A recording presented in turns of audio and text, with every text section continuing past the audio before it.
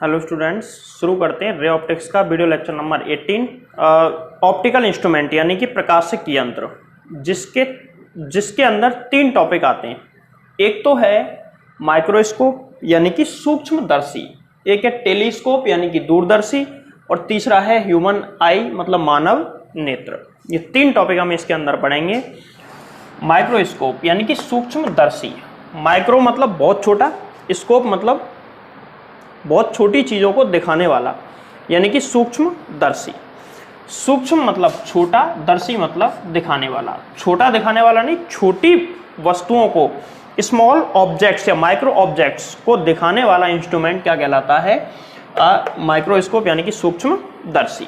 तो इसका काम हमें पता चल गया। छोटी वस्तुओं को, अब छोटी वस्तुओं को दिखाने वाला ये कौन होता है? देखने वाली तो आंख होती है, आंख देखेगी ना, ये थोड़ी ना देखेगा। लेकिन फिर ये कैसे दिखा देता है? भाई छोटी वस्तु बहुत ही छोटी होती है, वो डायरेक्ट आंख से बहुत क्लियरली नहीं देखा जा सकता उसको। तो ये क्या करेगा? उसका इमेज बनाएगा ऑब्जेक्ट से थोड़ा सा बड़ा, और वो इमेज हमको क्लियर दिखेगा। तो डेफिनेशन क्या होगी? छोटी वस्तुओं को आवर्धित मतलब बड़ा करके, इनलार्ज करके, आवर्धित करके दिखाने वाला प्रकाशिक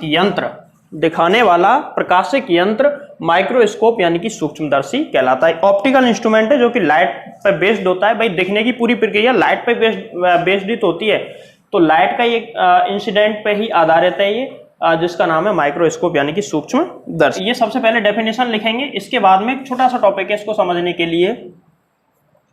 इस टॉपिक का नाम है दर्शन कोण, जिसको इंग्लिश वाले स्टूडेंट लिख सकते हैं विजुअल एंगल,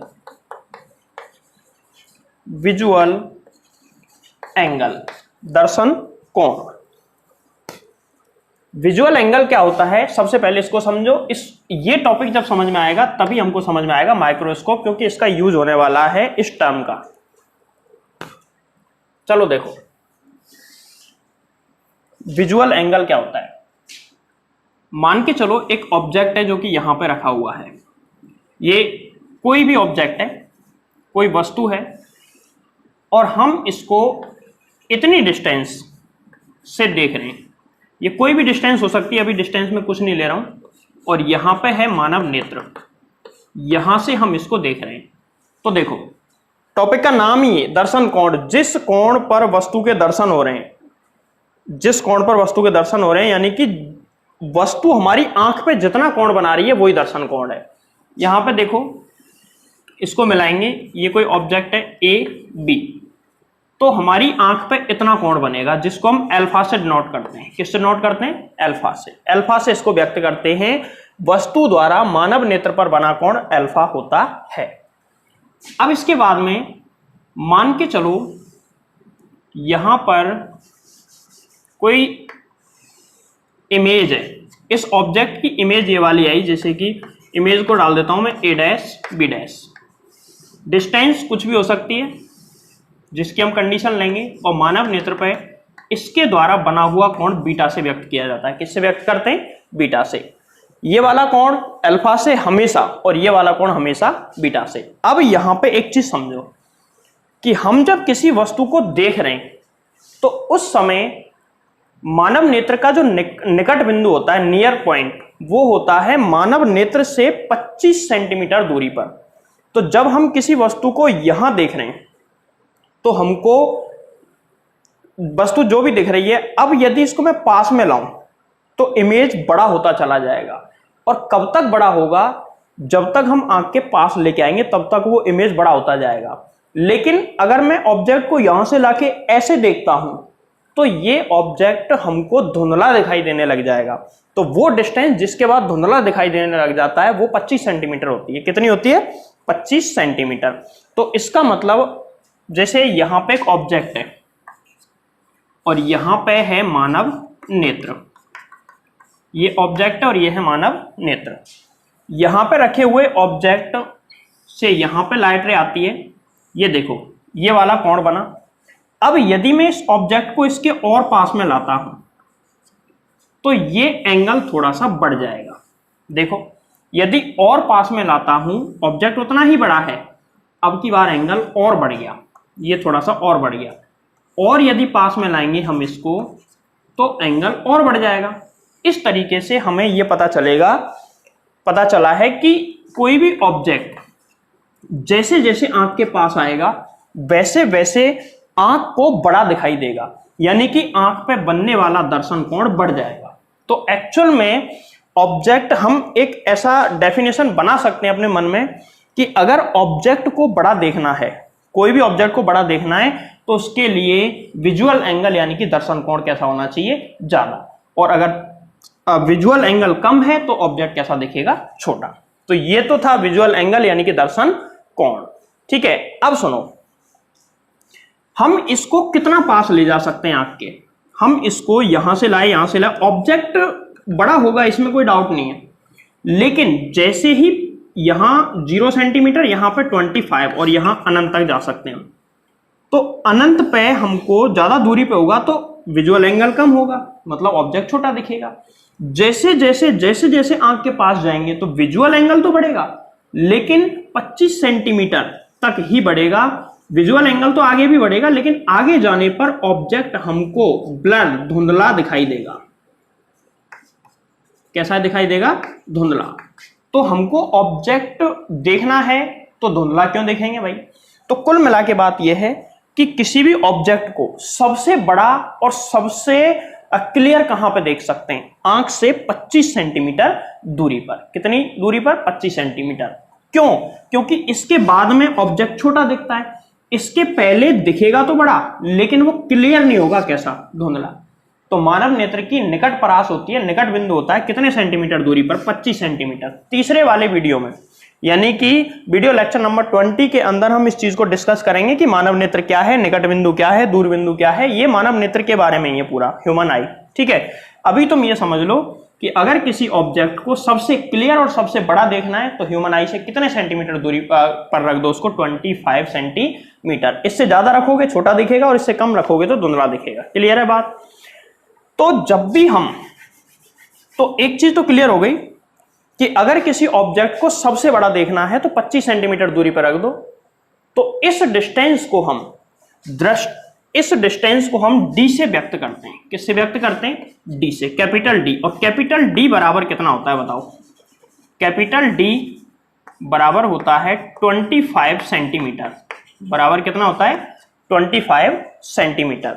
इस तरीके से अल्फा निकाला जाता है। एक चीज यहीं पे मैं क्लियर कर देता हूं, टॉपिक में आगे बढ़ेंगे, तुमको डाउट होगा।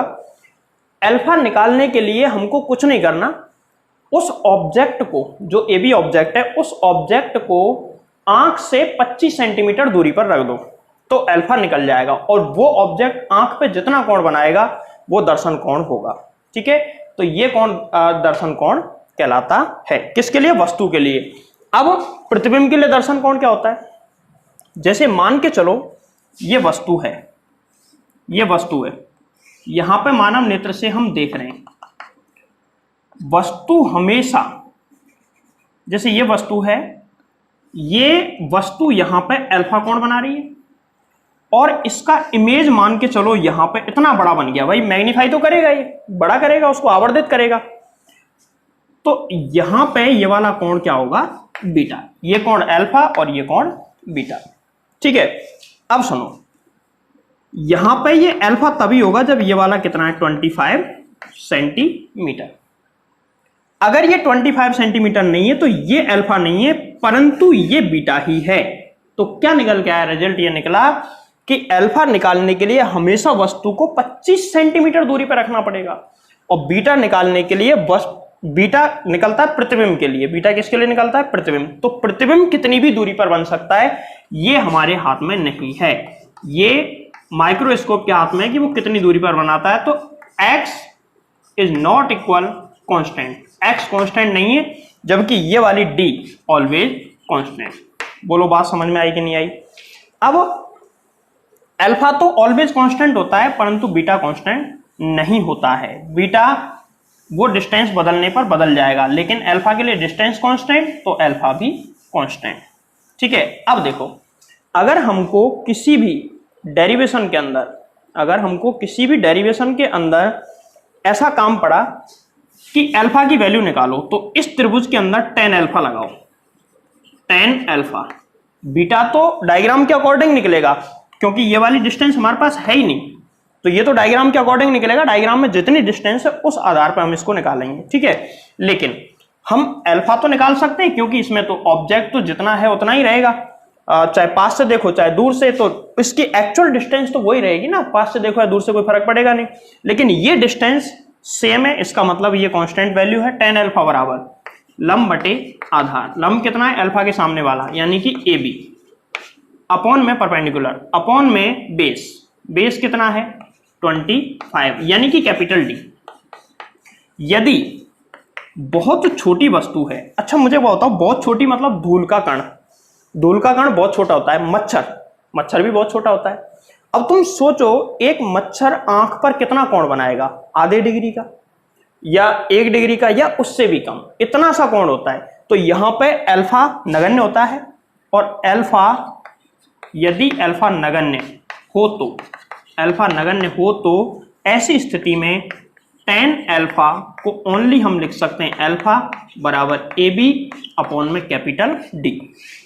तो इस वाले डेरिवेशन, अभी तो कोई डेरिवेशन नहीं है, अभी मैंने सिर्फ अल्फा की वैल्यू निकालना सिखाया है। आगे मैं ये वैल्यू डायरेक्ट रखूंगा, कोई भी डेरिवेशन में कहीं भी अल्फा आएगा तो मैं ये वैल्यू डायरेक्ट पुट करूंगा, इसलिए यहीं पे समझ लेना अल्फा कैसे निकाला जाता है। कहीं बाद में जब मैं कंपाउंड माइक्रोस्कोप का डायग्राम बनाऊंगा तो डायग्राम में कहीं भी अल्फा नहीं होगा, अल्फा सिर्फ यहीं पे होगा, ध्यान रखना। यही अल्फा है, अल्फा की वैल्यू। अल्फा कैसे निकालते हैं, वस्तु को 25 सेंटीमीटर दूरी पर रख दो और कोण निकाल लो, कितना कोण बना रहा है वो अल्फा है, ये ऑलवेज कांस्टेंट रहता है किसी वस्तु के लिए। ये बदलेगा कब, जब वस्तु का साइज बदलेगा, और किसी एक वस्तु को देख रहे हैं तो जब तक हम उसको देख रहे हैं तब तक उसका साइज नहीं बदलेगा। हाँ, प्रतिबिंब का साइज बदल सकता है, वस्तु का साइज कभी भी नहीं बदलेगा। चलो अब हम एक टॉपिक पढ़ते हैं, और उस टॉपिक का नाम है, इसी में चल रहा है ये सब। पहला माइक्रोस्कोप हेडिंग डालना है, इसके बाद में इसकी डेफिनेशन लिखनी है, फिर इसी में हेडिंग डालना है दर्शन कोण, विजुअल एंगल। और विजुअल एंगल में ये तो वस्तु के लिए और ये आ जाएगा प्रतिबिंब के लिए, यानी कि फॉर इमेज फॉर ऑब्जेक्ट। और ऑब्जेक्ट के लिए दर्शन कोण फिक्स होता है जिसकी वैल्यू इतनी होती है, इमेज के लिए हर डायग्राम में अलग अलग हो सकता है। अब हम पढ़ते हैं कोणीय आवर्धन। कोणीय आवर्धन क्या होता है, तो कोणीय आवर्धन एंगुलर मैग्निफिकेशन, तो ये होता है, देखो मैग्निफिकेशन को m से नोट करते हैं, तो m बराबर फॉर्मूला होता है बीटा अपॉन में अल्फा। m बराबर क्या होता है, बीटा अपॉन में अल्फा। इसको हम ऐसे भी लिख सकते हैं, क्योंकि यहां पे अल्फा कांस्टेंट है तो हर जगह वैल्यू एक ही रहेगी। बीटा अपॉन में अल्फा की वैल्यू हमेशा कितनी रहेगी, ए बी अपॉन में डी, ए बी अपॉन में कैपिटल डी। ठीक है, तो इसको ऐसे भी लिखा जा सकता है beta into capital D upon में ए बी। इसको हम कहते हैं कोणीय आवर्धन। अब इस कोणीय आवर्धन से ही सब कुछ होने वाला है आगे चल के। कोणीय आवर्धन हर एक डेरिवेशन में लगाएंगे और इसी में कंडीशन लगा के हम उसके फॉर्मूले प्रूव करेंगे। तो ये था कोणीय आवर्धन और दर्शन कोण। नोट करना इसको जल्दी से। देखो आगे चलते हैं इस टॉपिक में हम। जो माइक्रोस्कोप है ना, सूक्ष्मदर्शी, ये दो प्रकार का होता है। एक तो होता है सिंपल माइक्रोस्कोप, सरल सूक्ष्मदर्शी। एक होता है संयुक्त सूक्ष्मदर्शी यानी कि कंपाउंड माइक्रोस्कोप।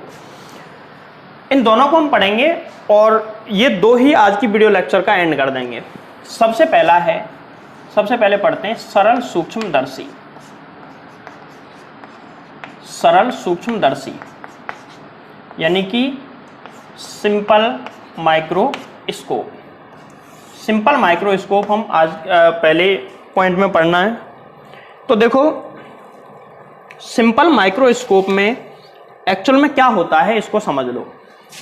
सरल सूक्ष्मदर्शी केवल और केवल एक लेंस को बोलते हैं। एक उत्तल लेंस होता है, उसी को हम सरल सूक्ष्मदर्शी कहते हैं। तो समझो कैसे काम करेगा, क्या इसका मैग्नीफिकेशन होगा। इसमें कम फोकस दूरी का उत्तल लेंस होता है, उत्तल लेंस होता है। वस्तु को इसके प्रकाश केंद्र, वस्तु को इसके प्रकाश केंद्र एवं फोकस के मध्य रखा जाता है। अब यहां पे दो सवाल। पहला सवाल ये कि कम फोकस दूरी का ही उत्तल लेंस क्यों? क्योंकि हमने लेंस की क्षमता यानी कि पावर ऑफ लेंस पढ़ा है। वहां पे मैंने बताया था कि लेंस की क्षमता फोकस दूरी का व्युत्क्रम होती है, इनवर्स होती है। मतलब फोकस दूरी जितनी कम, लेंस की क्षमता उतनी ही ज़्यादा। इसलिए फोकस दूरी हम रखेंगे कम, जिससे कि क्षमता ज़्यादा हो। क्षमता ज़्यादा होगी तो मैग्नीफिकेशन भी ज़्यादा होगा, आवर्धन ज़्यादा होगा, जो ऑब्जेक्ट है उसकी इमेज ज़्यादा बड़ी बनेगी। समझ में आ रही है बात? और फोकस उसके बीच में क्यों रखते हैं, इस चीज़ को हम डायग्राम से समझेंगे अभी। तो इसका डायग्राम बनाते हैं। तो कुछ नहीं, एक सिंपल लेंस होता है जिसको मैग्नीफाई ग्लास भी कहा जाता है। देखो, सबसे पहले तो एक उत्तल लेंस ले लो, कम फोकस दूरी का एक उत्तल लेंस ले लिया। ये उत्तल लेंस है जो कि कम फोकस दूरी का है। इसकी फोकस दूरी कम है, बहुत कम है, 1-2 सेंटीमीटर। अब हम क्या करते हैं, ये फोकस है, सॉरी ये लेंस है, उत्तल लेंस, और इसमें एक ही लेंस है, इसको लेंस 4i यानी कि नेत्रिका कहा जाता है। लेंस 4i यानी कि इसको क्या कहते हैं, नेत्रिका। इसको LE से व्यक्त किया जाता है, ठीक है। इसको आई पीस भी कहा जाता है। अब हम क्या करेंगे, इसका फोकस 1 इधर होगा, F1 नॉर्मल स्थिति में दोनों साइड फोकस बराबर डिस्टेंस पे होता है। इधर फोकस ये ले लिया, ये दोनों साइड F1 F2 कर लो या F रहने दो। हमको ऑब्जेक्ट लेना है इस जगह पे, छोटी सी वस्तु है जो कि हमको यहां रखनी है। ये है ऑप्टिकल सेंटर यानी कि प्रकाश केंद्र। फोकस और प्रकाश केंद्र के बीच में वस्तु रखनी है, वस्तु रख दी। अब उत्तल लेंस द्वारा प्रतिबिंब निर्माण में मैंने बताया, हालांकि वो टॉपिक मैंने बहुत जल्दी करवाया था क्योंकि वो अवतल दर्पण की तरह ही था, फिर भी एक बार देख लेना, समझ में आ जाएगा। जब यहां पे वस्तु रखी हो तो ये प्रकाश किरण मुख्य अक्ष के समांतर जाएगी और यहां से कहां से निकल जाएगी, फोकस से, ऐसे। दूसरी प्रकाश किरण यहां से जाएगी ऐसे और ऐसे। अब ये देखो, ये दोनों डाइवर्ट हो रही हैं यानी कि दूर हट रही हैं, और दूर हटती हुई प्रकाश किरणें कभी भी एक दूसरे को नहीं मिलेंगी। इनको मिलाना है तो इसको सीधा कर दो, पीछे बढ़ाओ दोनों को, और इसको भी सीधा कर दो। तो यहां पे ये हमको मिलती हुई प्रतीत हो रही हैं, मिल रही हैं या मिलती हुई प्रतीत हो रही हैं, ऐसा मान सकते हैं। तो यहां पे इसकी इमेज बनेगी। ये ऑब्जेक्ट है जिसका नाम है AB, ये इसकी इमेज है जिसका नाम है A', B', ठीक है। ऑब्जेक्ट इतना बड़ा है, इसकी इमेज इतनी बड़ी बनी है, तो बताओ मैग्नीफिकेशन हुआ कि नहीं। हम देखेंगे कहां से, हमारी आई कहां पर है, आंख कहां पर है भाई, ये लेंस 4i यानी कि आई पीस है, तो हम आंख यहां पे रखेंगे, यहां पे रखेंगे, तो हमको ये ऑब्जेक्ट रखेंगे इतना बड़ा और दिखेगा इतना बड़ा। लेंस की फोकल लेंथ जितनी कम होगी, फोकस उतना ही पास आएगा, उतना ही पास आएगा। तो ये भाई अभी ऐसे जा रही है, पास आएगा तो ऐसे आएगी और ऐसे आएगी तो और दूर मिलेगा, और दूर मिलेगा तो यहां और भी बड़ा हो जाएगा। तो समझ में आया फोकस दूरी कम क्यों ली जाती है।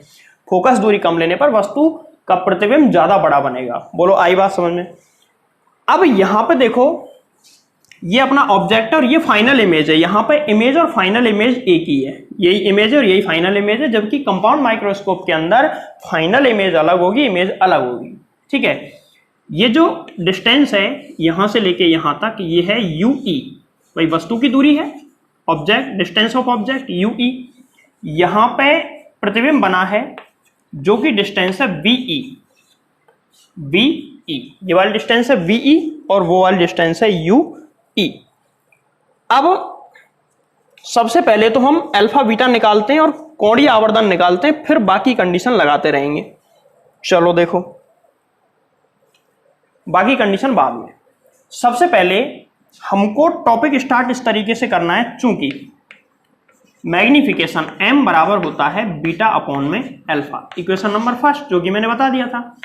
अब हमको अल्फा की वैल्यू तो निकालनी ही नहीं है, वो तो फिक्स है, क्योंकि अच्छा इस डायग्राम के अंदर मुझे एक बात बताओ, ये वाला एंगल अगर मैं ए बी के लिए ये लेता हूं तो मैं इसको अल्फा लिख दूं क्या?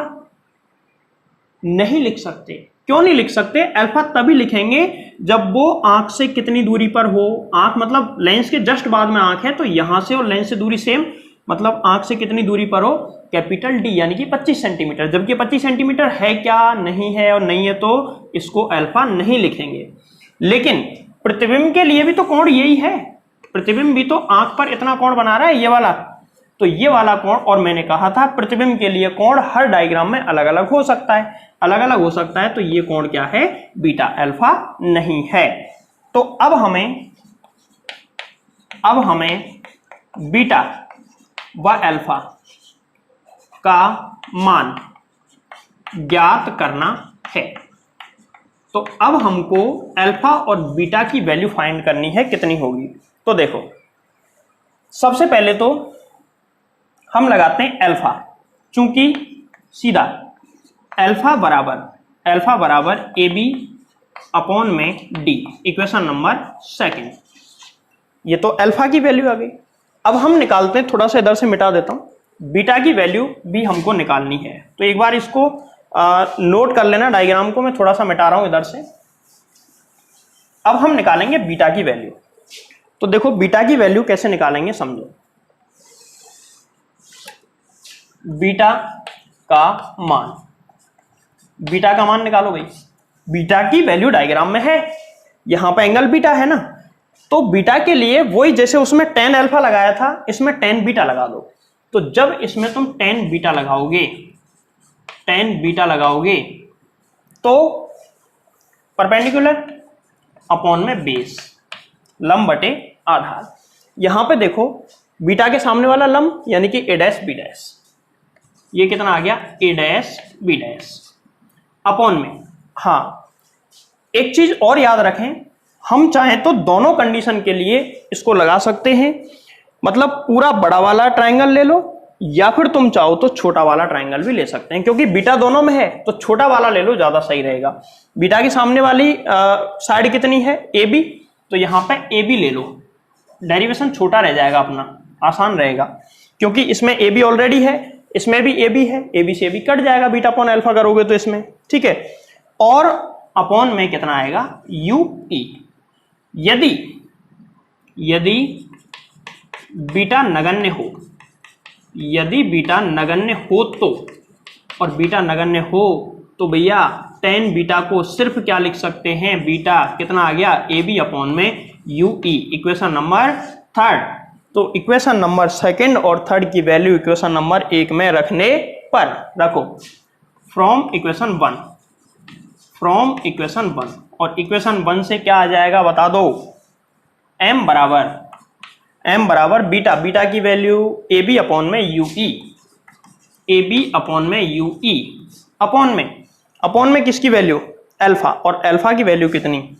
ए बी अपॉन में डी, ए बी से ए बी कैंसिल आउट, क्या बचा? m बराबर यू ऊपर नीचे आएगा और डी ऊपर, डी अपॉन में यू ई। ये m मैग्निफिकेशन आ गया किसके लिए? माइक्रोस्कोप के लिए। कौन सा माइक्रोस्कोप? सिंपल माइक्रोस्कोप, यानी कि सरल सूक्ष्मदर्शी। ये सरल सूक्ष्मदर्शी के लिए आवर्धन सूत्र है।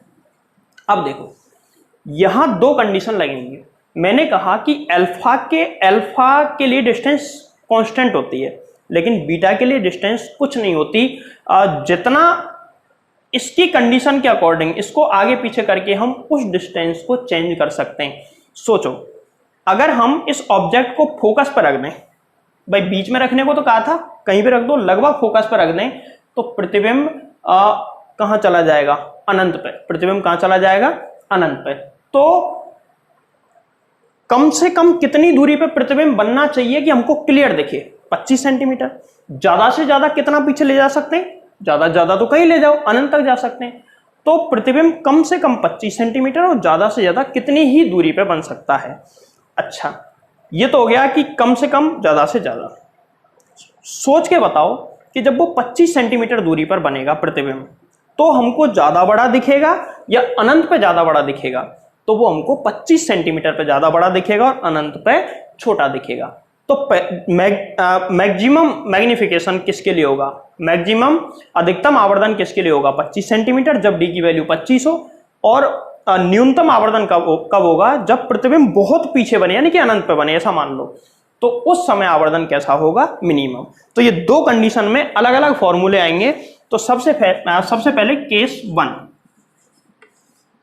वन, और पहला केस ये है, सूक्ष्मदर्शी द्वारा अधिकतम आवर्धन, मैक्सिमम मैग्निफिकेशन कितना होगा, अधिकतम आवर्धन कितना होगा?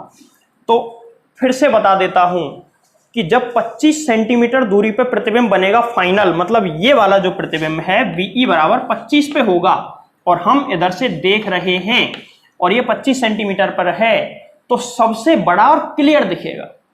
लेकिन जब 25 से आगे आएगा तो हमको बड़ा तो और भी दिख सकता है, लेकिन वो धुंधला दिखेगा। कैसा दिखेगा? धुंधला। और हमको धुंधला देखने के लिए थोड़ी ना इसको बड़ा किया था, तो क्लियर देखना है। तो अगर 25 पे सबसे बड़ा, लेकिन 25 के पीछे जाएंगे तो वो धीरे धीरे छोटा होता जाएगा। जैसे कि मैंने पहले डायग्राम बताया था कि अगर ये मानव नेत्र है, यहां से हम देख रहे हैं, यहाँ पे ऑब्जेक्ट है, 25 सेंटीमीटर दूरी अगर ये है तो यहाँ पे सबसे बड़ा, फिर पीछे जाएंगे तो डिस्टेंस ये उतना ही बड़ा है इमेज इसका, लेकिन देखो एंगल ऑफ विजन छोटा हो गया, इसका मतलब ये हमको छोटा दिखेगा। और यदि दूर जाते हैं तो ये हमको और भी छोटा दिखेगा। अगर हम अनंत पे पहुंच जाते हैं तो मिनिमम छोटा, अनंत पे जाके बहुत ज्यादा दूरी है, तो ऐसी स्थिति में ये एंगल बहुत कम होगा। और मिनिमम मैग्निफिकेशन कब होगा? जब अंतिम प्रतिबिंब कहां पर बनेगा? अनंत पे। तो हम पहले मैक्सिमम निकालेंगे और फिर निकालेंगे मिनिमम। देखो समझो, सबसे पहला केस 1 है सूक्ष्मदर्शी द्वारा अधिकतम आवर्धन। तो अधिकतम मैक्सिमम मैग्निफिकेशन के लिए हम क्या करेंगे? जब वस्तु का प्रतिबिंब D बराबर 25 सेंटीमीटर दूरी पर बने तो आवर्धन अधिकतम होगा। ये लिख लें, जब वस्तु का प्रतिबिंब 25 सेंटीमीटर दूरी पर बने तो आवर्धन सबसे अधिक होगा, यानी कि इमेज हमको सबसे बड़ी दिखाई देगी। तो ऐसी स्थिति में होगा अधिकतम आवर्धन। तो देखो U बराबर कितना है डायग्राम के अकॉर्डिंग इस कंडीशन के लिए? U बराबर नेगेटिव साइड है, अब लेंस फॉर्मूला लगाएंगे इसलिए हम नेगेटिव पॉजिटिव का ध्यान रखेंगे। U बराबर माइनस UE, और यहां पे V बराबर कितना है? V बराबर ये VE, और मैक्सिमम के लिए 25, यानी कि VE बराबर, और देखो ये नेगेटिव साइड में है तो ये भी नेगेटिव साइड में ही है, मतलब दोनों माइनस होंगे। अगर ये प्रतिबिंब इधर बनता तो पॉजिटिव साइड में होता। V बराबर माइनस D, यानी कि माइनस 25, D बराबर 25 होता है, लिख देंगे। और ऐसा मान लेते हैं लेंस की फोकल लेंथ F है, F तो पॉजिटिव होगा क्योंकि लेंस कौन सा है? उत्तल लेंस। तो लेंस सूत्र से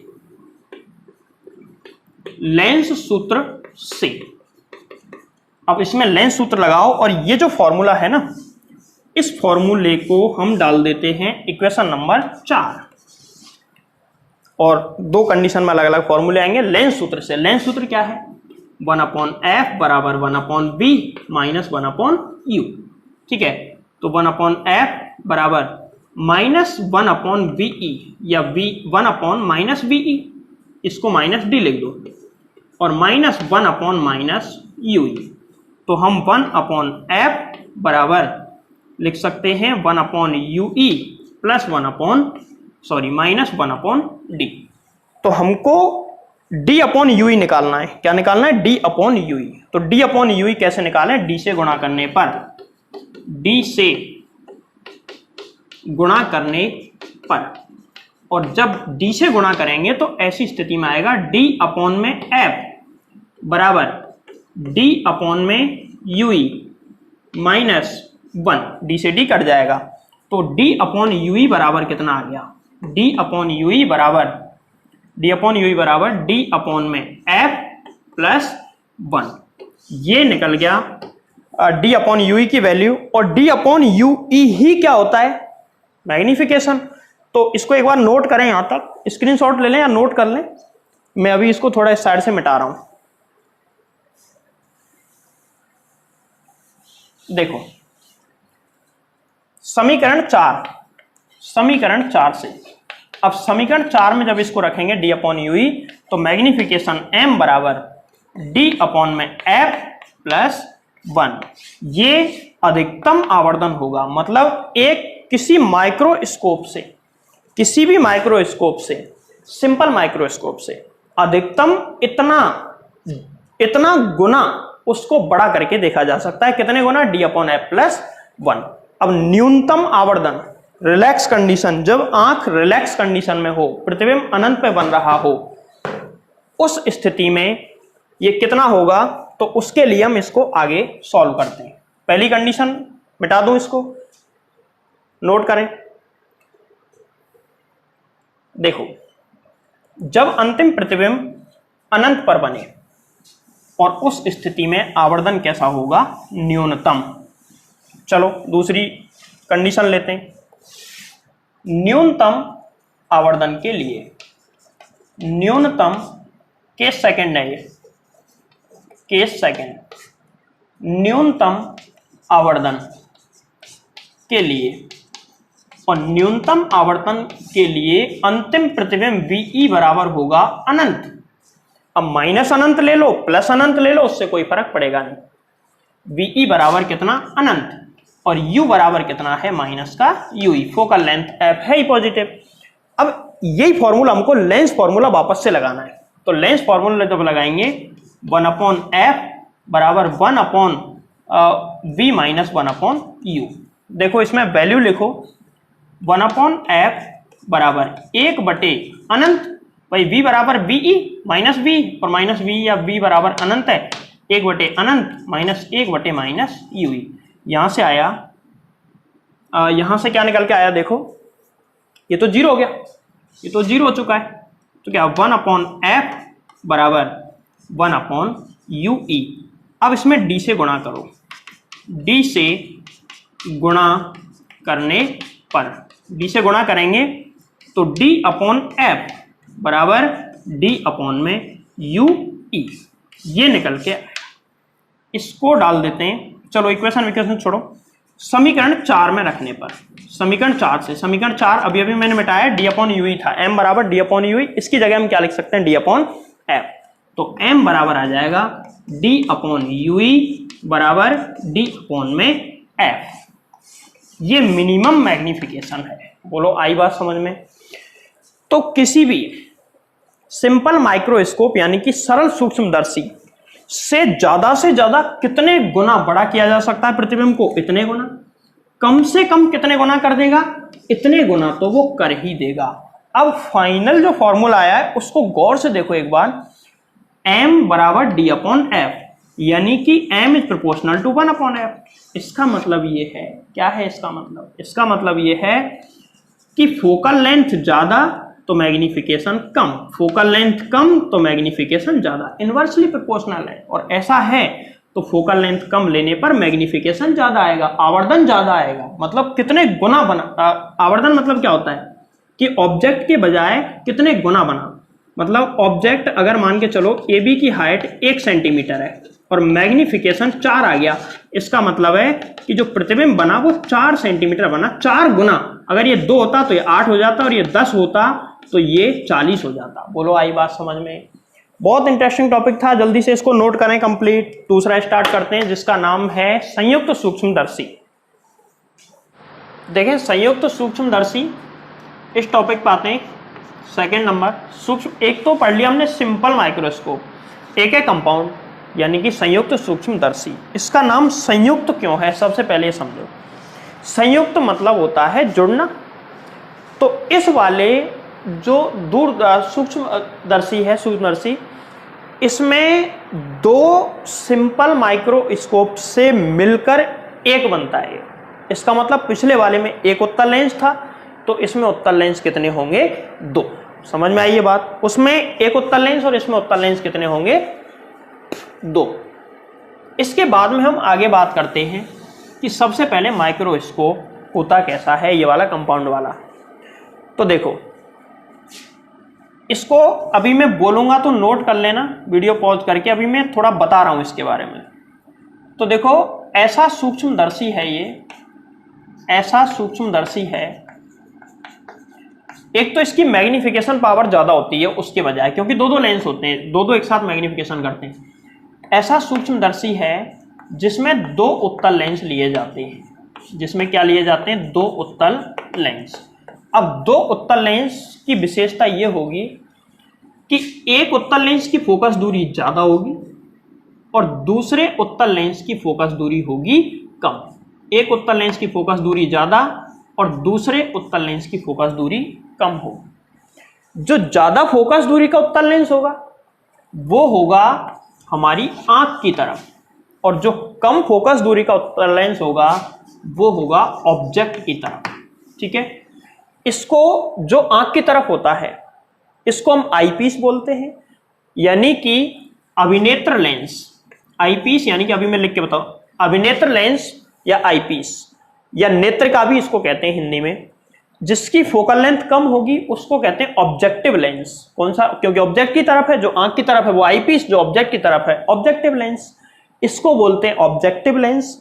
ऑब्जेक्टिव लेंस को हिंदी में बोलते हैं अभिदृश्यक लेंस। यहां पे लिख देता हूं मैं, अभिदृश्यक लेंस। इसको अभिदृश्यक लेंस भी कहा जाता है। ठीक है, और इसको बोलते हैं नेत्रिका। इसको क्या बोलते हैं, नेत्रिका या फिर अभिनेत्र लेंस। नेत्रिका या अभिनेत्र लेंस। ठीक है, ये चीज नोट करें। दूसरे पॉइंट पे आते हैं। इसमें दोनों लेंसों के बीच की जो दूरी होती है वो एल ली जाती है। स्मॉल एल या कैपिटल एल, जो भी लेना चाहो, स्मॉल एल ली जाती है।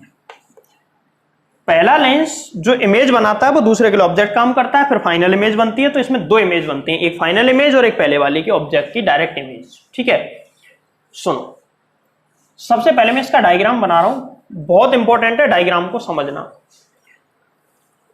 अब ये एक्चुअल में दिखता कैसा है, अगर मैं ये जो मैं बता रहा था इसकी बनावट थी, इसका कंस्ट्रक्शन था, तो बनावट एक बार फिर से मैं बता देता हूं हल्का सा डायग्राम बना के, कि एक उत्तल लेंस है यहां पे ऐसे, एक दूसरा उत्तल लेंस कुछ इस तरीके से जोड़ा जाता है, कुछ इस तरीके से दूसरा उत्तल लेंस यहां पे होगा। तो इसकी फोकल लेंथ तो है कम, इसकी फोकल लेंथ होगी ज्यादा, ये बड़ा ये छोटा। अब मुझे एक बात बताओ, माइक्रोस्कोप और टेलीस्कोप, माइक्रोस्कोप कौन सा वाला, संयुक्त सूक्ष्मदर्शी। माइक्रोस्कोप और टेलीस्कोप की बनावट में एक बेसिक सा अंतर है। अगर मैं, ये ऑब्जेक्ट है छोटा वाला, जिस छोटी वस्तु को, माइक्रोस्कोप का काम करता है छोटी वस्तु को मैग्नीफाई करके बड़ा करता है, तो ये छोटी वस्तु को इधर रखेंगे और आंख को इधर रखेंगे। देखो, अगर टेलीस्कोप जब हम पढ़ेंगे तो उसकी बनावट इसकी जस्ट उल्टी है, और बनावट कुछ इस प्रकार है। देखो, उसकी बनावट कुछ इस तरीके से है। उत्तल लेंस यहां पे ऑब्जेक्ट और यहां पे आंख, ह्यूमन आई यहां पे होगा। देख लो, ये तो है कंपाउंड माइक्रोस्कोप और ये है टेलीस्कोप। दोनों की बनावट में अंतर देख लो, क्या अंतर है इसको अच्छे से समझ लो। याद कैसे रहेगा, याद ऐसे रहेगा कि माइक्रोस्कोप क्या करता है, छोटी वस्तुओं को दिखाता है। तो छोटी वस्तु को देख रहे हैं तो छोटी वस्तु तो छोटा लेंस, और टेलीस्कोप क्या करता है? टेलीस्कोप बड़ी वस्तु को दिखाता है, लेकिन जो दूर स्थित है उसको पास में लाके मैग्नीफाई करके हमको दिखाता है। तो ये बड़ी वस्तु को दिखाता है, इसीलिए बड़ी वस्तु की ओर बड़ा लेंस। जब छोटी वस्तु है तो छोटा लेंस, बड़ी वस्तु है तो बड़ा लेंस वस्तु की ओर लिया जाता है। इस वाले लेंस को, जो ऑब्जेक्ट, इसमें छोटे वाले लेंस को बोलते हैं, जिसकी फोकल लेंथ कम है, वस्तु की ओर है, तो इसको ऑब्जेक्टिव लेंस यानी कि अभिदृश्यक लेंस, जिसकी फोकस दूरी कम है। और जिसकी फोकस दूरी ज्यादा है, इधर वाला, इसको बोलेंगे नेत्रिका, आईपीस। ठीक है, इसको आईपीस बोलते हैं। क्या बोलते हैं इसको? आईपीस। और इधर वाले को बोलते हैं ऑब्जेक्टिव लेंस यानी कि अभिदृश्यक लेंस, और ये है नेत्रिका यानी कि आईपीस। जबकि इसमें उल्टा हो जाएगा, इसमें ये वाला होगा ऑब्जेक्टिव लेंस और ये वाला होगा आईपीस। ठीक है, उल्टा है, जस्ट उल्टा कर देंगे तो माइक्रोस्कोप का बन जाएगा टेलीस्कोप। तो ये यहाँ पर 2-3 पॉइंट बना के लिख लेना। क्या लिखेंगे? सबसे पहली चीज, पहला पॉइंट इसमें लिख देना, संयुक्त सूक्ष्मदर्शी में 2 उत्तल लेंस काम में लिए जाते हैं। एक उत्तल लेंस की फोकस दूरी अधिक होती है, जो कि आंख की ओर होता है, इसे नेत्रिका कहा जाता है।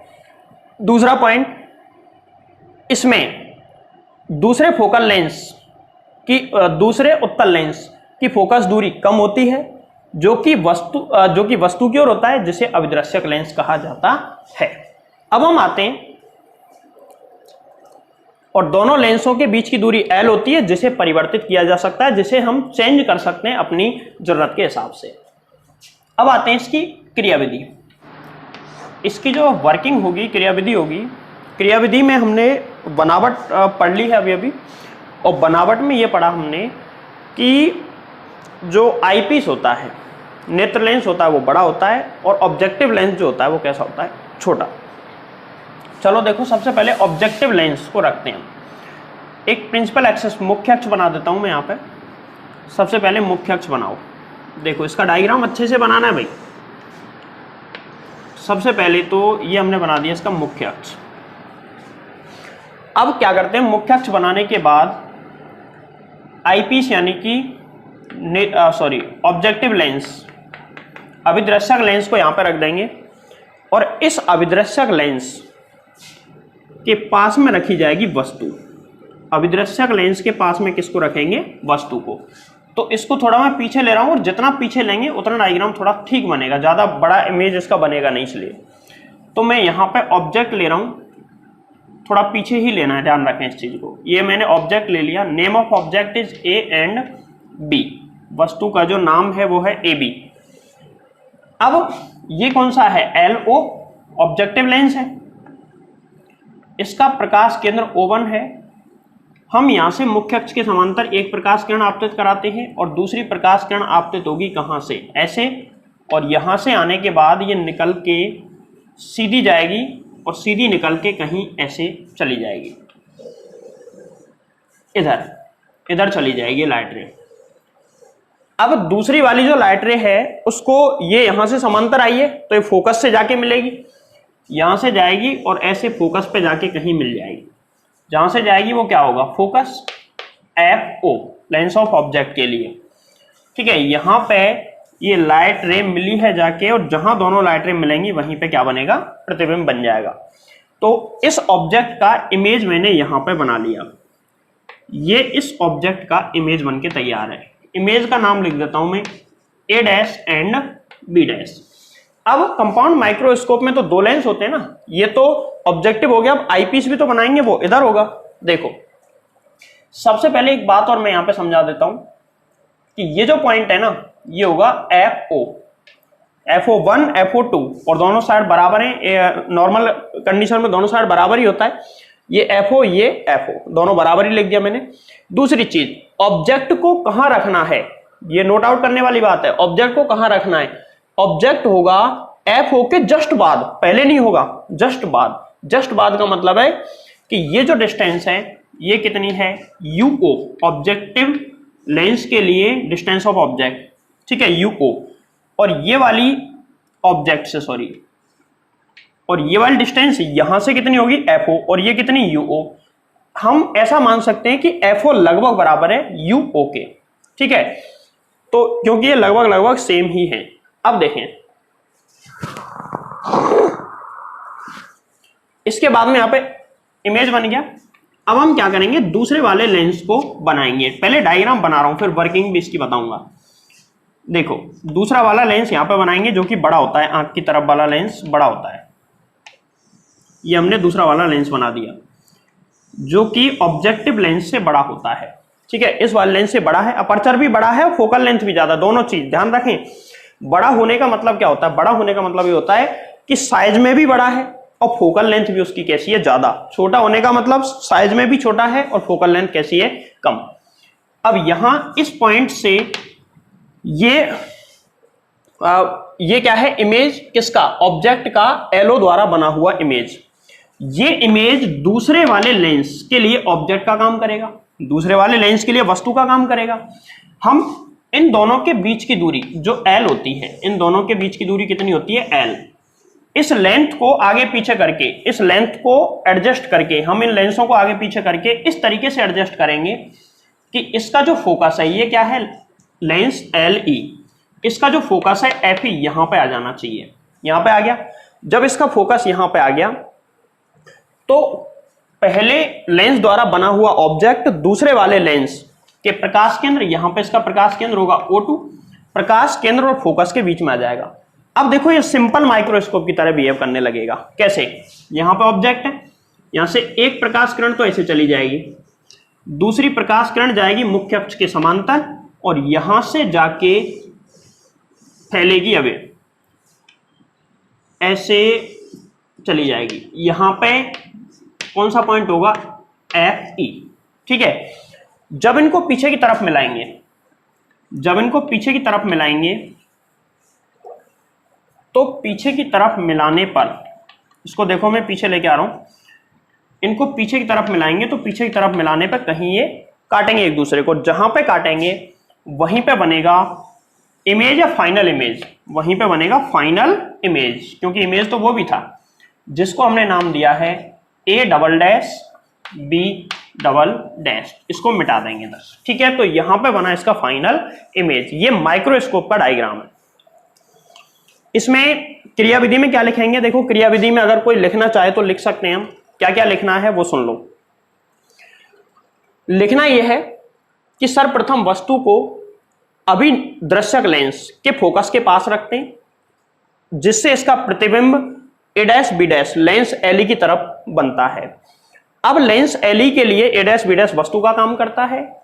दोनों लेंसों की बीच की दूरी को इस प्रकार बदला जाता है कि A''B' O2 और FE के बीच में आ जाए, अर्थात प्रकाश केंद्र और फोकस के बीच में आ जाए। अब इसका प्रतिबिंब लेंस LE द्वारा आवर्धित होकर फाइनल प्रतिबिंब हमको प्राप्त होता है। देखो, यहां से लेके यहां तक की जो इमेज है वो होगी VE, यानी कि distance of image for Lenz LE। ये जो डिस्टेंस है ये कितनी होगी, VO। ये कैसे पता चला VO होगी भाई, ये क्या है, सॉरी यहां तक है, ये VO यहां तक होगी। कैसे पता चला कि भाई distance of object for LO UO, distance of object for distance of image for LO VO, ये रही, क्योंकि इसका इमेज यहां पे बन रहा है। इस वाले के लिए ऑब्जेक्ट की डिस्टेंस, भाई इस वाले के लिए ऑब्जेक्ट ये वाला, तो इसकी डिस्टेंस कितनी, UE, और ये VE, ठीक है। अब सुनो, इसका डेरिवेशन स्टार्ट करते हैं, और इसका बहुत आसान डेरिवेशन है, जो कि सिंपल माइक्रोस्कोप में क्या है वही सेम टू सेम इसमें करना है। तो चूंकि कोणीय आवर्धन और कोणीय आवर्धन का सूत्र होता है m बराबर बीटा अपॉन में अल्फा, इक्वेशन नंबर 1।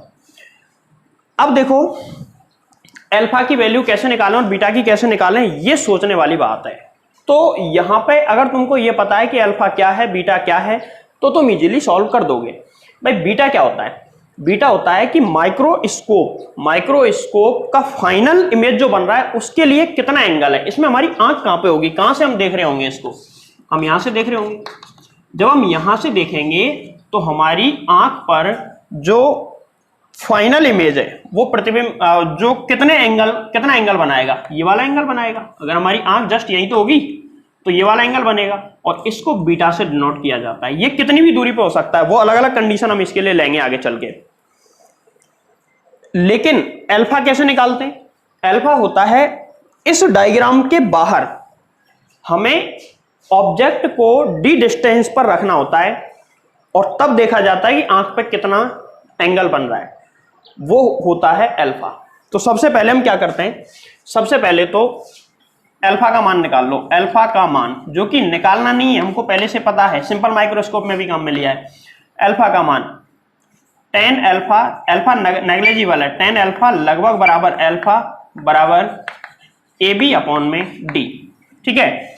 और बीटा की वैल्यू निकालो, बीटा का मान, तो बीटा की वैल्यू निकालो तो डायग्राम में देखो, या तो ये बड़ा वाला त्रिभुज ले लो या छोटा वाला ले लो। तो छोटे वाले मेहनत कम होगी क्योंकि इसमें डबल डैश भी आ रहा है, आगे चल के बहुत त्रिभुज वगैरह लगाने पड़ जाएंगे, छोड़ो, क्या मतलब है, छोटा वाला लगा दो। छोटे वाले ट्राइंगल में ये बीटा है और हमें पता है अल्फा बीटा नेग्लिजिबल होते हैं। tan बीटा लगभग बराबर बीटा, और ऐसा है तो लंब बटे आधार, बीटा के सामने वाला लंब कितना है, a dash b dash upon में बेस कितना है, ue। अब हम अल्फा बीटा निकाल चुके हैं, इक्वेशन 1 में इनको रखते हैं। तो देखो समीकरण 1 से, समीकरण 1 में इसको रखेंगे तो क्या आएगा, m बराबर आ जाएगा बीटा अपॉन अल्फा। बीटा कितना है, a dash b dash upon में ue के बटे में AB अपॉन में D। चलो देखो m बराबर a dash b dash upon में ue अपॉन में AB अपॉन में D।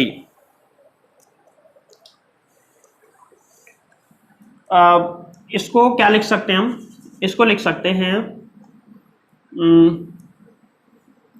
D अपॉन में ue into a dash b dash upon में AB। अब देखो इसमें से सबसे पहले एक काम करो, इसको डाल दो equation number 2, a dash b dash की ऐसी वैल्यू निकालो जिससे कि AB कट जाए, क्योंकि हमको चाहिए नहीं फॉर्मूले में। और इसको काटने के लिए भाई देखो a डैश b डैश की वैल्यू निकालनी है AB के पदों में। ऐसा इस बार जो AB है वो इस लेंस के पास में है या दूसरे वाले लेंस के पास में, तो इस वाले लेंस के पास में, तो इस लेंस के लिए आवर्धन सूत्र लगा दो, एक फॉर्मूला आ जाएगा। देखो लेंस के लिए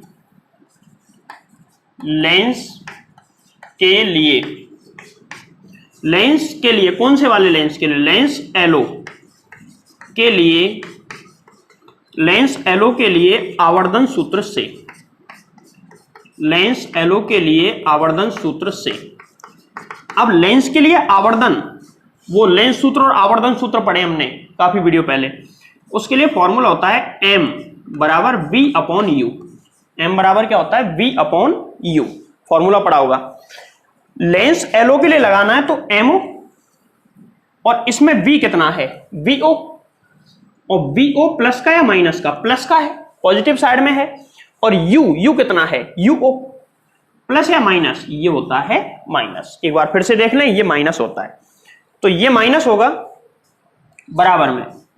बराबर में हमने पढ़ा था वहां पे h डैश अपॉन h, और h डैश अपॉन h की जगह में h डैश क्या होती है, हाइट, और h डैश बताओ सबसे पहले, h डैश होती है ये वाली हाइट, इमेज की हाइट, और ये ऑब्जेक्ट की हाइट। यहां पे ऑब्जेक्ट की हाइट तो ऊपर की डायरेक्शन में मतलब पॉजिटिव, और ये कैसा है, h डैश नेगेटिव। अच्छा मुझे बताओ h डैश का मतलब क्या है, a dash b dash minus a dash b dash upon में इसका मतलब प्लस ab। तो यहां से a डैश b डैश की वैल्यू इन दोनों को बराबर कर लो और a डैश b डैश का मान निकाल लो ab के पदों में। तो क्या आ जाएगा, a डैश b डैश बराबर VO अपॉन में UO इंटू AB। ये a डैश b डैश का मान आ गया। ये मान उठा के सबसे पहले समीकरण 2 में रख दो। समीकरण 2 में ये मान रखेंगे तो AB से AB कट जाएगा और हमारे पास एक इक्वेशन आ जाएगी। समीकरण 2 से समीकरण 2 में मान लिखो तो समीकरण 2 में क्या आएगा, m बराबर d अपॉन में ui into a dash b dash का मान अपॉन में a b चल ही रहा है, तो 1 अपॉन a b और a डैश b डैश का मान यहां पे लिख रहा हूं, क्या आएगा बोलो, vo अपॉन में uo into a b। A B से ए बी कैंसिल आउट हो जाएगा, तो हमारे पास m बराबर क्या आया, m बराबर आ जाएगा, m बराबर vo upon uo, vo upon में uo इंटू d अपॉन में ue। ये मैग्निफिकेशन का फॉर्मूला आ गया। किसका फॉर्मूला आ गया, मैग्निफिकेशन, आवर्धन। ये एक कंपाउंड माइक्रोस्कोप का आवर्धन है। किसका आवर्धन है, कंपाउंड माइक्रोस्कोप का। तो बोलो बात समझ में आई कि नहीं आई। यहां सबसे पहले ये देखो, MO बराबर होता है माइनस VO अपॉन में UO, जैसा कि हमने पढ़ा है अभी। MO बराबर होता है माइनस ऊपर लगा दो या नीचे, कोई फर्क नहीं पड़ रहा उससे, minus VO upon UO। Minus नीचे भी लगेगा तो भी ऊपर ही पहुंच जाएगा, ठीक है। तो यहां से VO अपॉन UO, अतः VO अपॉन में UO बराबर कितना हो जाएगा, माइनस MO, M नॉट या MO, ठीक है। इसको डाल दो इक्वेशन नंबर कौन सी, 3rd। ये तो MO आ गया, चूंकि यहां लेंस LE सामान्य सूक्ष्मदर्शी सिंपल माइक्रोस्कोप या सरल सूक्ष्मदर्शी भी इसको कहते हैं, सरल सूक्ष्मदर्शी की तरह व्यवहार कर रहा है, जिसकी आवर्धन ME बराबर D अपॉन UE होगा। कैसे हो गया भाई, D अपॉन UE कैसे हो गया, देखो पिछले वाले टॉपिक में हमने पढ़ा कि ये एक लेंस है, यहां वस्तु को रखा, इसका आवर्धित प्रतिबिंब आ गया। तो अगर मैं इधर वाले को छोड़ दूं, इस लेंस को केवल देखूं, तो ये क्या है, सिंपल माइक्रोस्कोप। और ये सिंपल माइक्रोस्कोप है, तो ध्यान करो पिछले वाले टॉपिक में सिंपल माइक्रोस्कोप, ये वाला केवल लेंस LE, सिंपल माइक्रोस्कोप के लिए आवर्धन क्षमता का फॉर्मूला क्या आया था, D अपॉन UE तो आया था। तो इसकी जगह में क्या लिख सकता हूं, ME। समीकरण 3 में रखने पर, समीकरण 3 से, और समीकरण 3 से यहां पे क्या आ जाएगा बताओ, समीकरण 3 से M बराबर, देखो समीकरण 3 से M बराबर VO अपॉन में UO इंटू D अपॉन में UE बराबर, इसकी जगह तो मैं क्या लिख सकता हूं, माइनस MO इंटू, और इसकी जगह क्या लिख सकता हूं, ME, यहां से, ठीक है। अगर हम इसका मॉड ले लें, मॉड M बराबर mod minus MO into ME, और मॉड बाहर निकालेंगे तो मॉड M बराबर MO इंटू ME। भाई माइनस यहां पर क्या बता रहा है, माइनस ये बता रहा है कि ऑब्जेक्ट के बजाय जो फाइनल इमेज है वो उल्टा बनेगा। तो है ऑब्जेक्ट ऐसे रखा है तो इमेज ऐसे बना है, माइनस यही तो बता रहा है। मैग्निफिकेशन को थोड़ी ना गलत बताएगा वो माइनस, मैग्निफिकेशन माइनस के चिन्ह से उल्टा सीधा पता चलता है। आवर्धन तो जितने गुना है उतना ही रहेगा, इसलिए हमने मॉड ले लिया है और ये फॉर्मूला आ गया। मतलब सिंपल माइक्रोस्कोप जो सामान्य सूक्ष्मदर्शी होता है, इसकी आवर्धन क्षमता जो होती है दोनों लेंसों की आवर्धन क्षमताओं का गुणनफल होती है। बोलो बात हुई कि नहीं क्लियर। अब इसमें ये मैग्निफिकेशन का फॉर्मूला आ गया है और इसको हम डाल देते हैं इक्वेशन नंबर 4, इक्वेशन नंबर 4 डाल दो, डालना चाहो तो। अब हम चलते हैं, इसकी 2 कंडीशन हमको पढ़नी है, मैक्सिमम मैग्निफिकेशन यानी कि अधिकतम आवर्धन और न्यूनतम आवर्धन। तो पहली कंडीशन पढ़ते हैं, देखो केस 1 पे आते हैं। पहला केस तुम्हें पता है 2 केस पढ़ने हमको, एक तो न्यूनतम आवर्धन, एक अधिकतम आवर्धन। न्यूनतम आवर्धन कब होता है, जब अंतिम प्रतिबिंब अनंत पर बने, और अधिकतम आवर्धन जब अंतिम प्रतिबिंब d दूरी पर बने। तो दोनों कंडीशन हम लेते हैं। पहली कंडीशन है अधिकतम आवर्धन, अधिकतम आवर्धन, और अधिकतम आवर्धन की कंडीशन को पढ़ते हैं जब कब होगा, जब VE बराबर D हो, जब VE बराबर क्या हो, D, और D बराबर कितना होता है 25 सेंटीमीटर, D बराबर कितना 25 centimetre near point of I, human आई। ठीक है, तो हम देखो VE बराबर इतना है और VE बराबर इतना, चूंकि U बराबर तो है माइनस UE, इस वाले लेंस के लिए देखो U बराबर तो माइनस UE और V बराबर है VE माइनस VE बराबर माइनस D, और फोकल लेंथ कितनी है FE। इस वाले लेंस की फोकल लेंथ कितनी लेते हैं FO, और इस वाले की फोकल लेंथ कितनी FE। तो देखो लेंस सूत्र लगा दो, और लेंस सूत्र कौन से लेंस के लिए लगाएंगे, LE के लिए, 4LE, LE के लिए क्या होता है लेंस सूत्र 1/f बराबर 1/u 1/v माइनस 1/u। तो 1/fe बराबर 1/-d और माइनस 1/-ue। इसको सॉल्व करो, और सॉल्व करने के बाद देखो क्या आता है, यहां से ue को एक साइड में रखो तो ये प्लस हो जाएगा, तो 1/ue बराबर d को इधर ले आएंगे पॉजिटिव, 1/fe प्लस 1/d। अब इसमें d से गुणा करो, d से गुणा करने पर, और जब हम इसमें d से गुणा करेंगे तो d/ue बराबर d/fe प्लस 1, ये हमारे पास आएगा। अब चूंकि सूक्ष्मदर्शी, संयुक्त सूक्ष्मदर्शी लिख सकते हो, सूक्ष्मदर्शी का आवर्धन, सूक्ष्मदर्शी का आवर्धन कितना होता है, m बराबर VO/UO इंटू D/UE। ठीक है, इतना ही होता है। D/UE की जगह हम इस कंडीशन के हिसाब से क्या लिख सकते हैं, D/FE प्लस 1। तो m बराबर VO/UO और D/UE की जगह क्या लिख देंगे, D/FE प्लस 1। तो बोलो आई बात समझ में।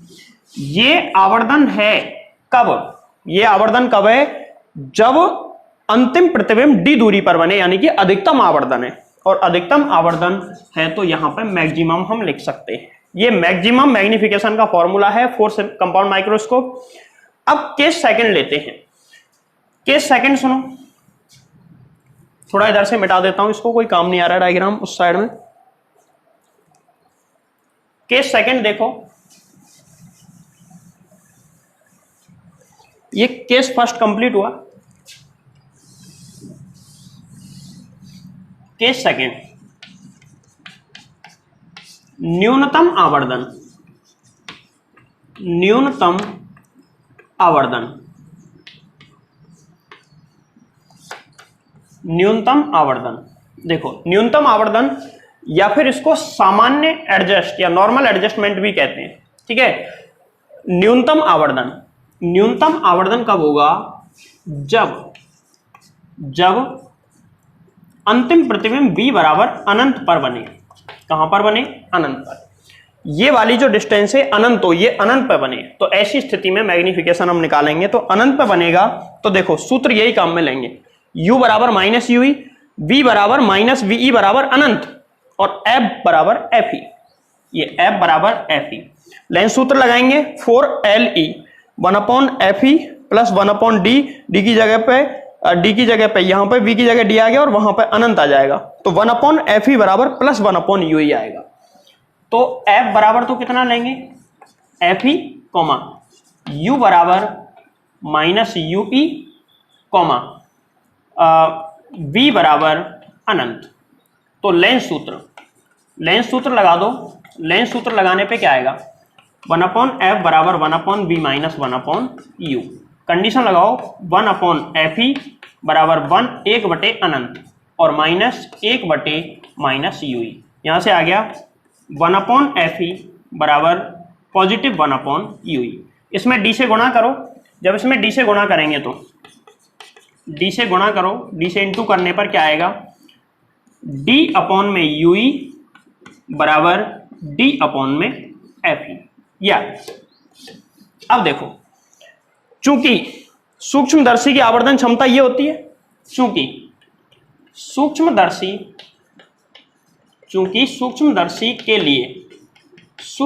के लिए फाइनली m बराबर क्या होता है, m बराबर होता है VO/UO इंटू D/UE। और D/UE की जगह हम इस वाली कंडीशन के अकॉर्डिंग क्या लिख सकते हैं, D/FE। तो m बराबर आ जाएगा VO/UO इंटू D/FE। D/UE की जगह D/FE लिख सकते हैं, D/FE। ये कंडीशन। तो ये दो कंडीशन है। ये आवर्धन कैसा है, मैक्सिमम या मिनिमम, ये आवर्धन है मिनिमम, ध्यान रखें, न्यूनतम आवर्धन, और ये कैसा है, अधिकतम आवर्धन। बोलो बात समझ में आई। दो केस हैं इसके, दोनों केस क्लियर हैं।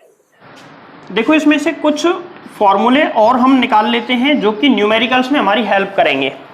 बाकी ऐसी ज़्यादा काम के तो नहीं है, पर फिर भी थोड़ी हेल्प कर सकते हैं तुम्हारी किसी किसी न्यूमेरिकल में। जैसे कि देखो, आप पहला फॉर्मूला फॉर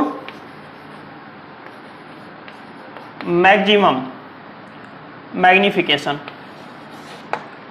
यानी कि अधिकतम आवर्धन के लिए, अधिकतम आवर्धन के लिए, अधिकतम आवर्धन वाली कंडीशन में क्या होगा, अधिकतम आवर्धन कब होता है, अधिकतम आवर्धन कब होता है, जब VE बराबर हो D। ऐसी स्थिति में गौर से देखो, ये वाली LO से LE दोनों लेंसों के बीच की डिस्टेंस कितनी है, L बराबर होगा यहां से यहां तक की डिस्टेंस, कौन सी, VO प्लस UE। लेकिन UE तो माइनस भी तो हो सकता है, तो यहां पे चिन्ह प्रॉपर्टी साइन कन्वेंशन काम में नहीं लेना है, तो मॉड में ले लेता हूं, mod VO plus mod UE। एक फॉर्मूला, यानी कि L बराबर without sign convention VO plus UE। एक फॉर्मूला ये काम में आ सकता है किसी किसी सवाल में। दूसरी कंडीशन, जब न्यूनतम आवर्धन के लिए,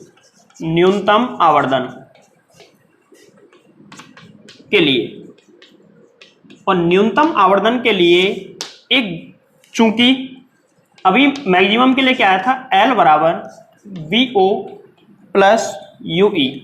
चूंकि न्यूनतम आवर्धन के लिए अभी हमने जब फॉर्मूला उसका निकाला था, तो वहां पे एक चीज प्रूव की थी कि ऐसा तभी होगा जब अंतिम प्रतिबिंब कहां पे बने, V बराबर तो होगा यहाँ पे अनंत VE बराबर, ठीक है।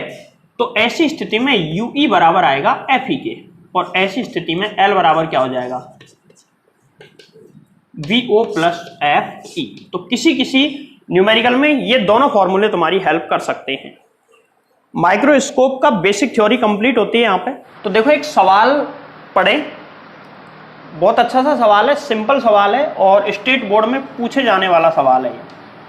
पढ़ो, किसी संयुक्त सूक्ष्मदर्शी के अभिदृश्यक लेंस, यानी कि ऑब्जेक्टिव लेंस एवं नेत्रिका मतलब आईपीस की फोकस दूरियां क्रमशः, फोकल लेंथ एक 1.2 सेंटीमीटर और 3 सेंटीमीटर तथा वस्तु अभिदृश्यक लेंस से कौन से लेंस से, ये है ऑब्जेक्टिव लेंस से 1.25 सेंटीमीटर पर रखी है, तो आवर्धन ज्ञात करो यदि अंतिम प्रतिबिंब अनंत पर बने। यहां पे एक चीज सुनो, अंतिम प्रतिबिंब अनंत पर बन रहा है तो कौन सा फॉर्मूला लगाना है, हमको फॉर्मूला लगाना है मिनिमम मैग्निफिकेशन का। अगर अंतिम प्रतिबिंब D दूरी पे बनता तो फॉर्मूला लगाते कौन सा, मैक्सिमम मैग्निफिकेशन, अधिकतम आवर्धन। लेकिन इसमें न्यूनतम आवर्धन लगाना है। तो देखो, न्यूनतम आवर्धन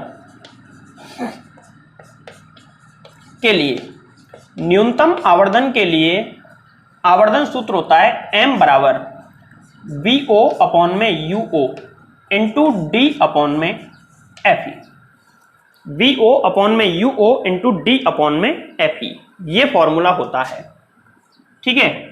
अब इस फॉर्मूले में ये इक्वेशन नंबर 1 डाल दो इसको।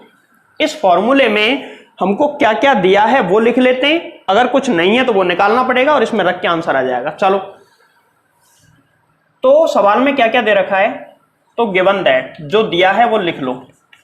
सवाल में क्या क्या दिया है, सवाल में दिया है दोनों की फोकस दूरी FO बराबर FE, दोनों उत्तल लेंस से पॉजिटिव होंगी 1.2 सेंटीमीटर और ये कितना 3 सेंटीमीटर। और UO बराबर दे रखा है सवाल में कितना, UO बराबर 1.25 सेंटीमीटर। तो अंतिम, हाँ ठीक है, देखो मैग्निफिकेशन निकालना है तो फॉर्मूला ये रहा। इसमें 4 चीजें हैं, VO, UO, D, FE, जहां D की वैल्यू हमें पता होती है कितनी 25 सेंटीमीटर। तो हमारे पास FO है, FE है, UO है, D है, लेकिन इसमें से ऐसी कौन सी चीज है जो नहीं है, FE, D, UO ये तीनों तो हैं, VO नहीं है। तो हमको VO पहले निकालना है, फिर इसमें रख के आंसर आ जाएगा। तो बात आ गई समझ में, कैसे निकलेगा। VO कौन से लेंस में प्रतिबिंब की दूरी है, अभिदृश्यक लेंस, तो लेंस LO के लिए, लेंस LO के लिए 1/f बराबर 1/v माइनस 1/u। यहां पे f की जगह तो 1/fe बराबर इसकी जगह पे 1/vo और माइनस 1/-ue। ठीक है, इनके मान लिखो। देखो इनके मान लिखते हैं भाई। माइनस कैसे आया, देखो डायग्राम, ये LO है, LO के पास में यहां वस्तु रखते हैं ऐसे, ये वाली डिस्टेंस कितनी हो जाएगी UO। यहां कहीं प्रतिबिंब बनता है, जहां प्रतिबिंब बनता है यहां से यहां तक की दूरी कितनी होगी VO। तो VO तो पॉजिटिव और UO कैसी होती है, नेगेटिव। ठीक है, तो यहां पे ये वैल्यू ऐसे ना लिख के मैं डायरेक्ट वैल्यू लिख रहा हूं इसकी। देखो किस तरीके से, सबसे पहले तो F बराबर तो कितना है लेंस LO के लिए, F बराबर FO और V बराबर कितना है, V बराबर VO जो कि हमको निकालना है, और U बराबर कितना है, U बराबर UO बराबर कितना -1.25। तो यहां से सबसे पहले VO निकालो, ये सारे मान जो भी हैं ये तीनों मान इसमें लिखो। तो 1 में FO बराबर, ये तो पॉजिटिव है, 1/VO माइनस 1 में UO कितना है इसका मान, U की जगह UO जिसका मान कितना है -1.25 लिख दो। 1 में FO भी दे रखा है हमको, FO कितना है, FO है 1.2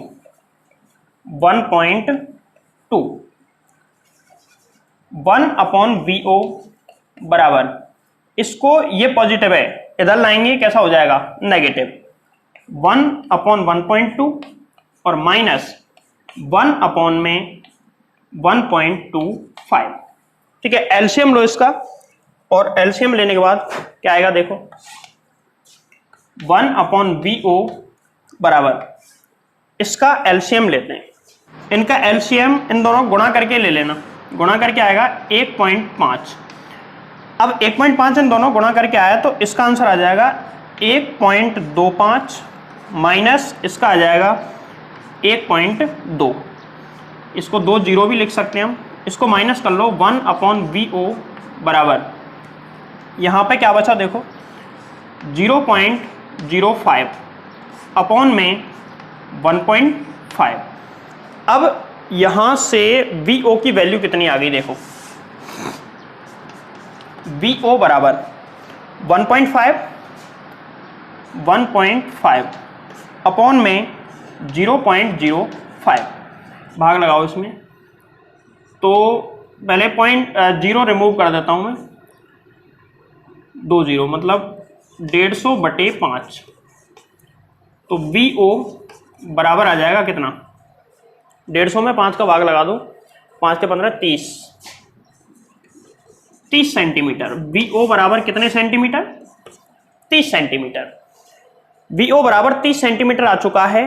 अब फॉर्मूले from equation first, from equation first, और इक्वेशन फर्स्ट में m बराबर वीओ, वीओ कितना है 30 बटे यूओ, यूओ कितना है 1.25 into D upon F, D कितना है 25 सेंटीमीटर, अपॉन में एफ ई कितना है एफ ई ये रहा 3।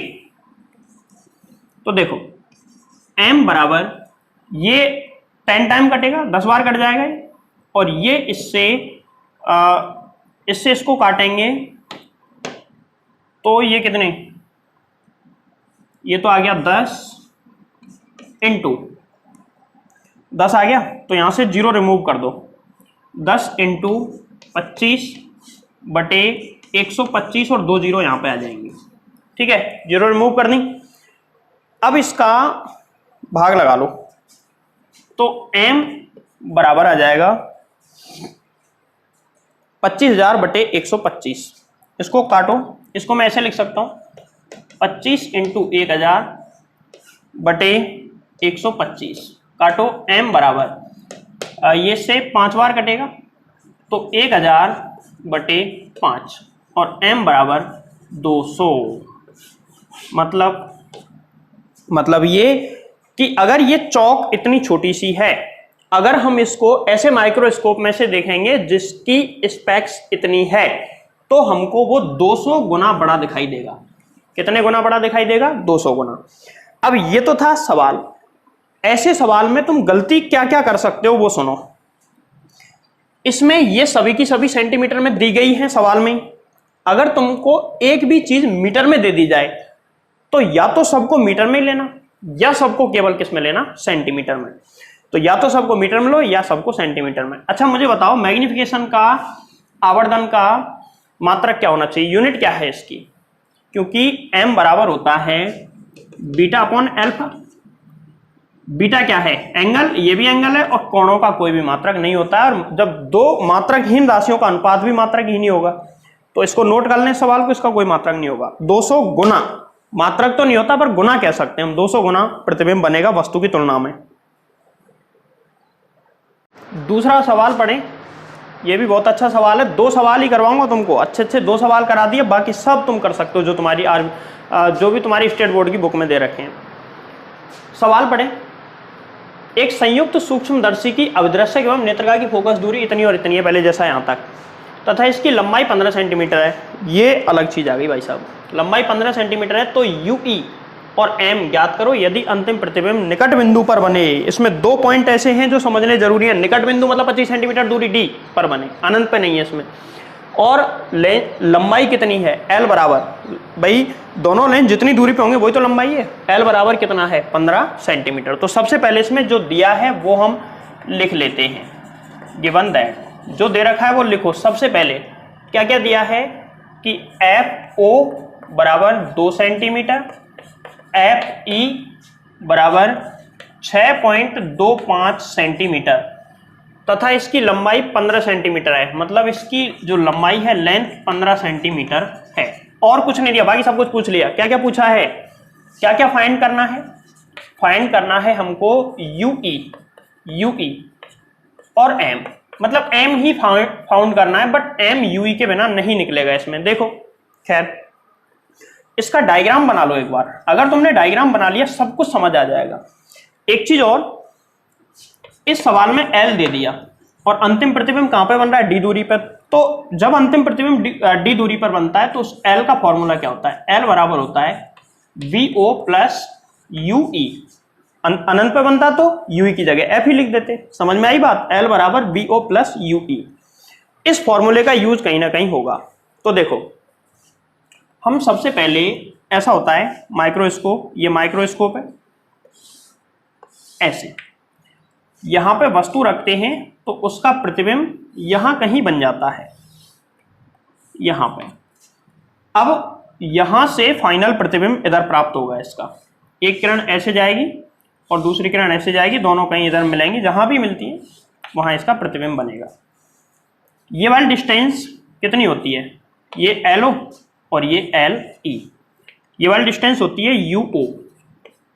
ठीक है, और ये वाली डिस्टेंस होती है कितनी, VO, यहां से लेके यहां तक, और ये वाली डिस्टेंस होती है कितनी, UE, और ये वाली डिस्टेंस होती है VE।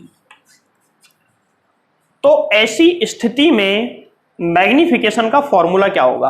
देखो मैग्निफिकेशन का फॉर्मूला होगा, m कैसे निकलेगा यहाँ, m बराबर VO अपॉन में UO into D upon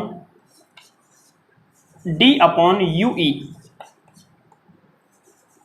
D upon FE, D upon FE plus 1।